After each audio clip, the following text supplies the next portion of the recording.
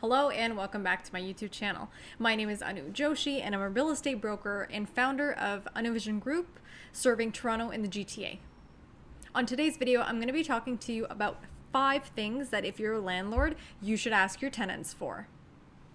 Number 1 is a full credit report. Now, when asked for a credit report, oftentimes tenants and their agents might supply a screenshot. I know some banks provide an internal sort of credit score or credit rating. That's not enough. If you're a landlord or a landlord's agent, what you should be asking for is the full credit report. We're looking for everything coming in the form of a PDF from Equifax.ca. Now there is Equifax and TransUnion. Both of those are very reputable resources in terms of collecting credit reports in Canada.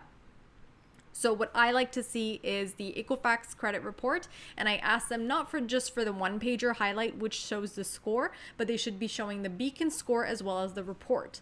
What the report allows you to do is see what accounts they have open, if they've had outstanding payments and of what amount, if they currently have large outstanding balances on any credit products.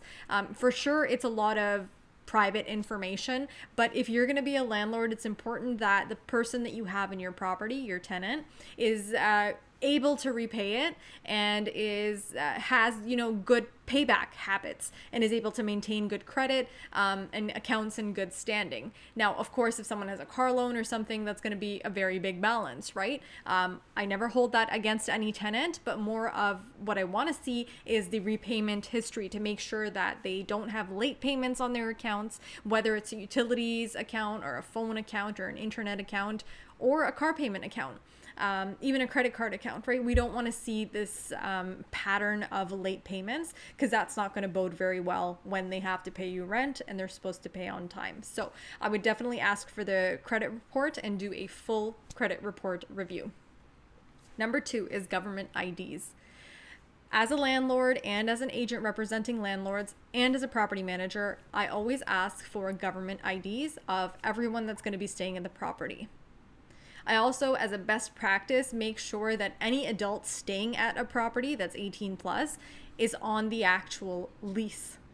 Any minors, for example, kids or senior dependents, for example, we don't necessarily put them on the lease. However, I do collect government IDs. It's extremely important for you as a landlord and as a homeowner to have this information because you should know who is living at your property.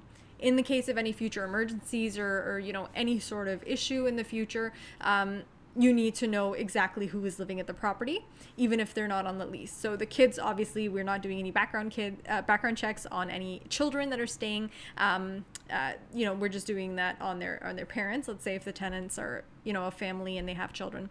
But it's always good to collect the government ID so you know who's living there for future safety purposes. Number 3 is to collect a job letter. So for any prospective tenants, make sure that you're collecting the actual current job letter and not the offer letter. So if someone's begun a very new job and they're in the first week or first 2 weeks of employment, I would understand that they may not have a job letter on hand. Surely, though, they can reach out to their HR and request it.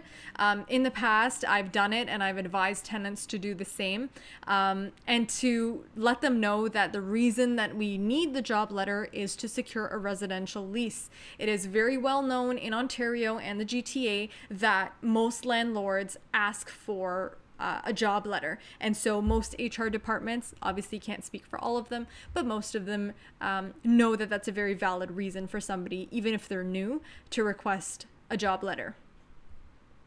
I would always look at the job letter and the date that's on it and contact the HR person or the supervisor that's listed on it. I would not necessarily accept an offer letter because an offer letter could just be, the company offered them a job. Even if they've signed it, it doesn't actually prove that they're working there. They could have left or they could have, not started the position altogether. So offer letter and job letter is very different. I would request a job letter. Number 4 is the most recent 2 pay stubs. So the reason that why you want to look at 2, and sometimes I've asked for 3 as well, and they should be the most recent cycles, is because we want to know that is this person getting a regular rate of pay? right?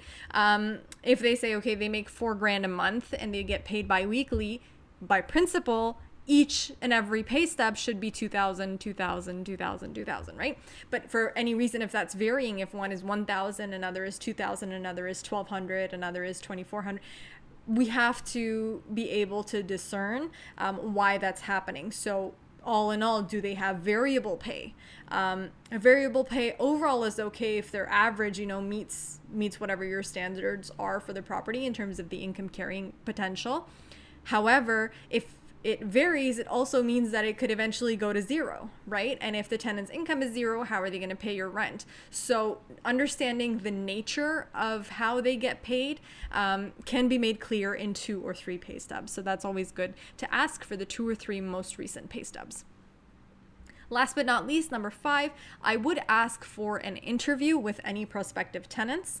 In the past, both as a landlord and as a property manager, we have done leases without meeting the tenants, and that also works out. However, just as a best practice, just to keep it in mind as an option, meeting with the tenants before the landlord signs any sort of agreement or accepts the offer to lease would be a good idea to get both parties comfortable with each other. It can be positive in even in establishing the initial relationship, right? Even if there's a property manager in the mix, the landlord and tenant relationship is still very important. They're going to be living at your property for, at least 1 year or more.